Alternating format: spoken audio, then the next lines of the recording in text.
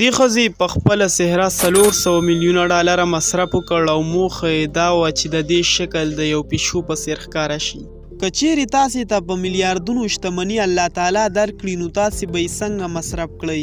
نن د داسې شتمنو او مالداره کسانو په اړه درته وایو چې د خپل شوق پوره کولو لپاره یې داسې کارونه ترسره کړي چې په اورېدو به شاید تاسو دا کسان لیوني وبولئ. د پشتو لایو لایبرري معلوماتي ویډیو ته یو ځل بیا ښه راغلاست.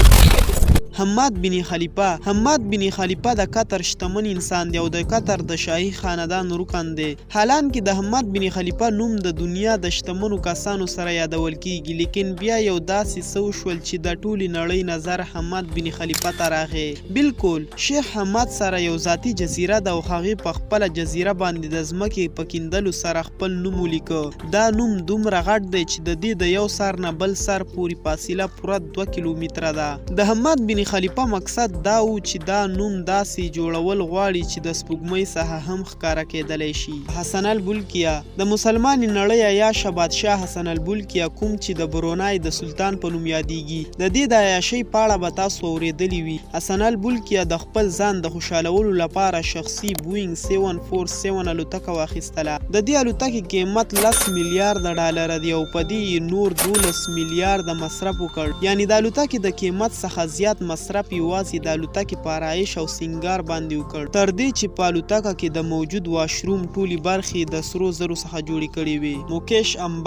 موکیش امباني د هندوستان او د اسیا د لویې وچې لومړی شتمن انسان دی او همدارنګه د نړۍ په غوره شتمن خلکو کې حسابیږي. موکیش امباني د خپل دولت وړه برخه په دې اعلیترینه ودانۍ باندې مصرف کړې. دا ویش منزله ودانۍ په لیدلو یوه عامه ودانۍ ښکاري، لیکن دا ټوله ودانۍ د موکیش امباني شخصي کور دی. په دې کې یوازې موکیش امباني او د دې کورنۍ اوسیږي. په دې کور باندې 2 بیلیونه ډالره خرچه شوې او د ممبۍ ښار له ځمکې څخه په 550 مترو لوړوالي سره جوړ شوی دی. د دې ودانۍ په چت باندې یو هیلیپیډ هم شتون لري. د دې سره په دې ودانۍ کې د لامبلو د حوض څخه واخله تر ټینس جاله پورې هر څه موجود دي. د دې ودانۍ د سمبالولو لپاره 600 کسیزه ډله ده چې هر وخت د موکیش امباني په کور پام کوي. الولید بن طلال د سعودي شهزاده الولید د زندګۍ یو ارمان دی او هغه د نړۍ قیمت ترینه موټرې لرل. کله چې شهزاده د نړۍ ټول ګران بیه موټرې حاصل کړې نو هغې د یو نوي څه خیال وکړ او وروسته یې په الماسو پوښل شوی مارسیډیز بینز ګاډی جوړ کړ.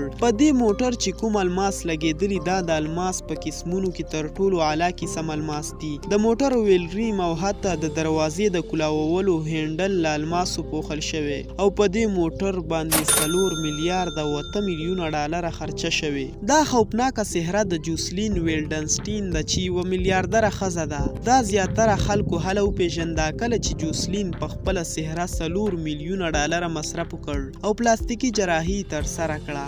د دې موخه دا وه چې د دې شکل د یو پیشو په څېر ښکاره شي، ځکه چې د دې د خاوند پیشوګانې زیاتې خوښېدې. د دولت په نشه کې جوسلین د خپلې څهرې په بدلولو کې پوره کوشش وکړ، خو بالاخره د دې ډارونکې څېرې په جوړېدو سره د دې خاوند جوسلین ته طلاق ورکړ. بیل ګیټس چې د زیات دولت لرلو له امله په ټوله نړۍ کې مشهوره دی. بیل ګیټس د لیونارډو ډېر غټ مینوال دی، لیکن د هغې د رسامۍ نه بلکې د اختراګانو او ساینسي کشفیاتو. بیل ګیټس د هغې دومره غټ مینوال دی چې هغې د لیونارډو یو ساینسي جرنل په 30 میلیونه ډالره واخیسته. په 1994 کې د لیونارډو په دې جرنل باندې بولي ولګېده او بیل ګیټس دا جرنل په داسې قیمت واخیسته چې کوم بل یوه ته د بولي لګولو موقع په لاس ورنغله.